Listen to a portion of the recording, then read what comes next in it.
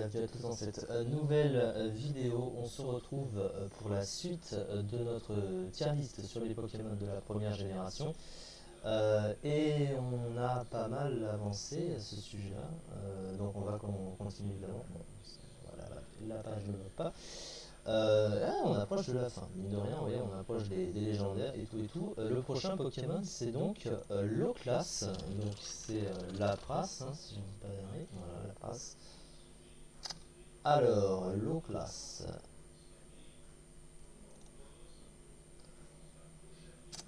Et bien Loclas, c'est un Pokémon que j'adore en première génération, qui est très beau. Euh, alors, ce que j'ai jamais compris, c'est pourquoi ils ont mis de type glace ce Pokémon. C'est vrai qu'il fait pas vraiment type glace, type presque dragon. Hein.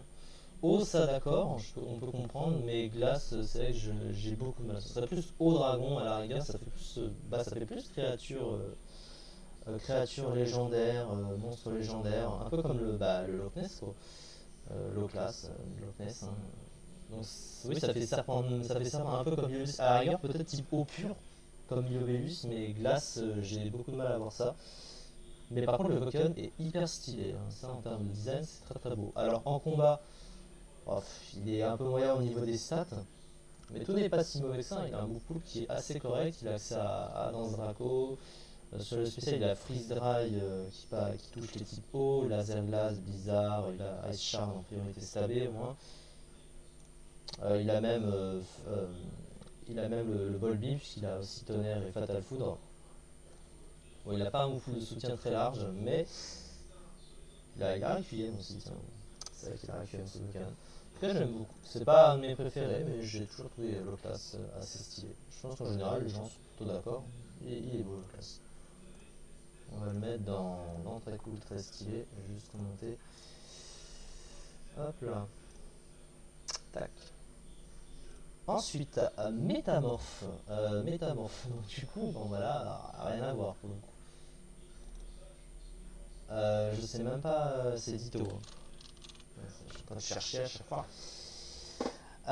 Au-delà du fait que ce que fait Métamorphe soit unique, presque unique dans le jeu, si on enlève Mew, hein, parce que Mew utilise Morphing également. Le problème c'est que ce Pokémon, il est pas beau. Hein, il n'y a rien de vraiment original à part la capacité qu'il utilise, mais en lui-même, le design du Pokémon est moche, hein, c'est sûr. C'est un chewing-gum rosâtre moche. Ouais, c'est ça, c'est une tête de chewing-gum, très clairement. Et surtout, il fait le rôle de Morphing moins bien que Mew parce qu'il a des stats de merde. Hein. Il a 48 dans toutes les stats ce Pokémon parce qu'il garde la mauvaise base. Toutes les stats sont copiées chez l'adversaire à part la base PV, donc il garde 48 en PV. Alors que Mew il a 100 hein, toutes les statistiques. Donc Mew fait mieux le taf que Métamorph pour la même chose. Donc, pour faire Morphing tout du moins. Ouah, c'est très bof un Métamorph. Hein. Je pense qu'on va pas s'accentuer là-dessus. Ensuite, alors là on va passer aux évolutions. Avec Eve. Alors, bon évidemment, Evoli c'est un des Pokémon les plus choux hein, de la planète Pokémon, un des Pokémon les plus mignons. Et je suis tout à fait d'accord. En stratégie, il a beau avoir par exemple adaptabilité, le meilleur talent du jeu.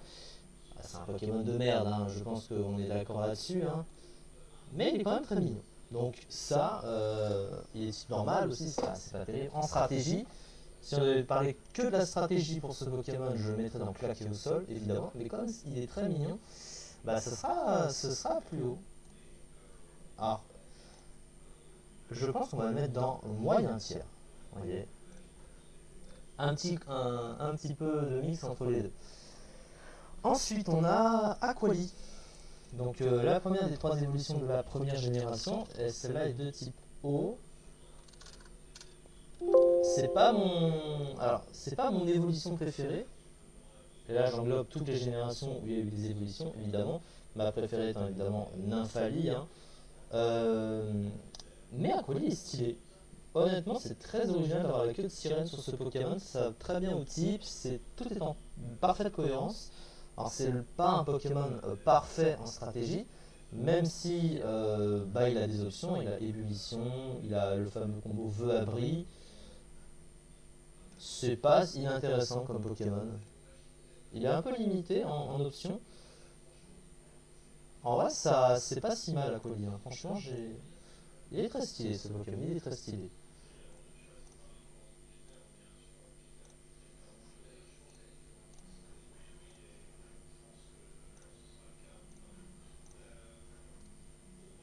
Voilà. Alors ensuite, Voltali.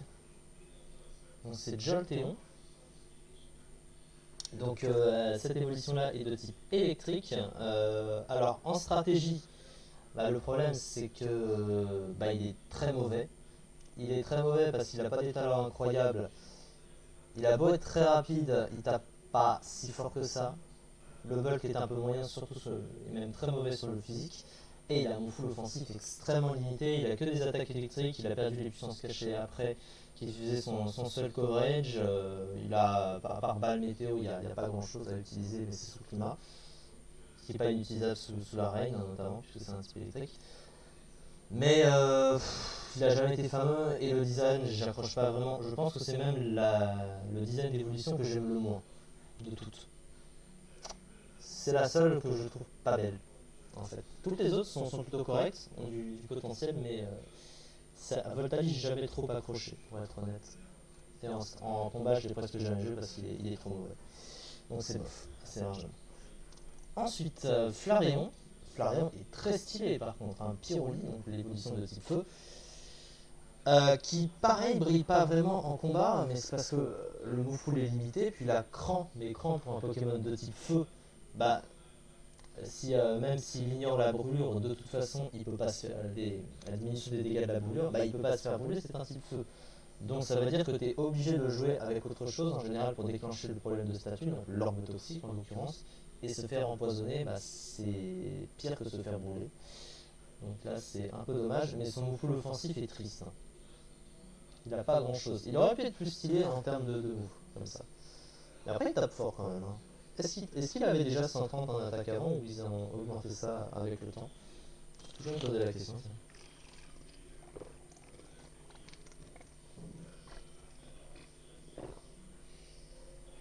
Ouais, il a déjà 130 en attaque avant, donc c'est très fort, hein. Mine de rien, ça reste très très fort d'avoir 130 en attaque, hein. Il faut quand même être honnête. Et je le trouve très stylé, hein, franchement, quand même. Moi, c'est un petit peu comme Aquali.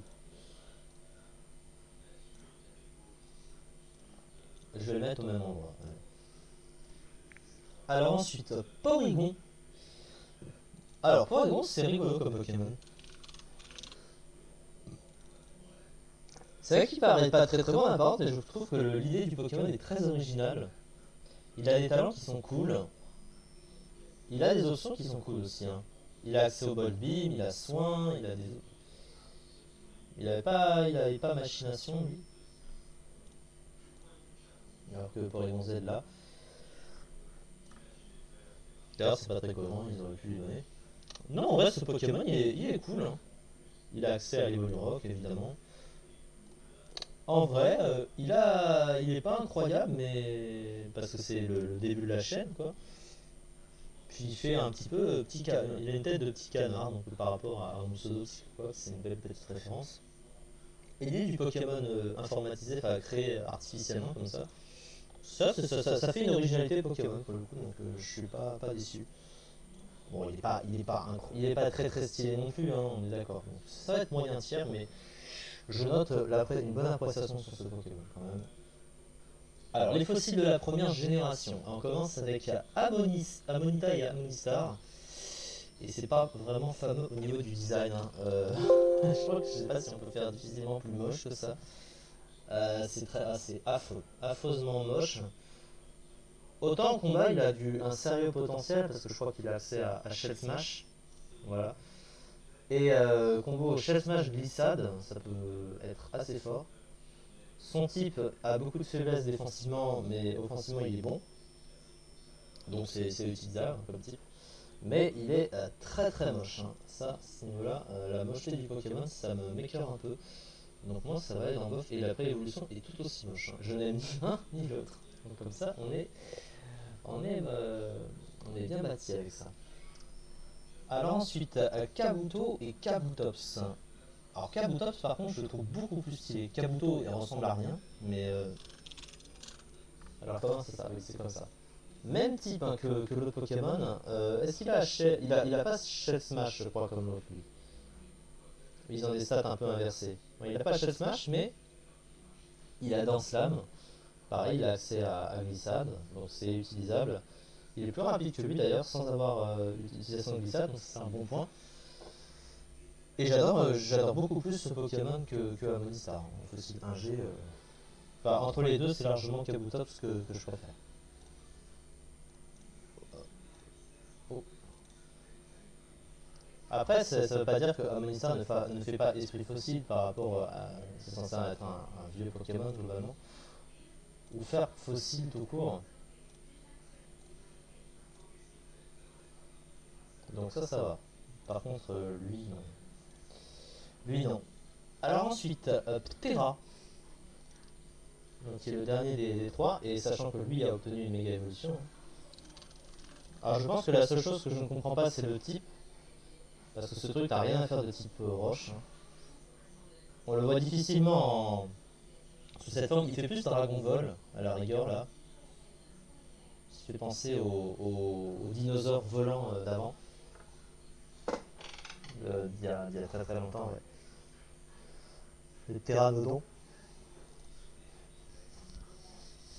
Par contre sur la méga avec les changements apportés sur le corps, tu vois plus qu'il est type roche. Mais pas la pré-évolution. Et en combat ils ont du potentiel.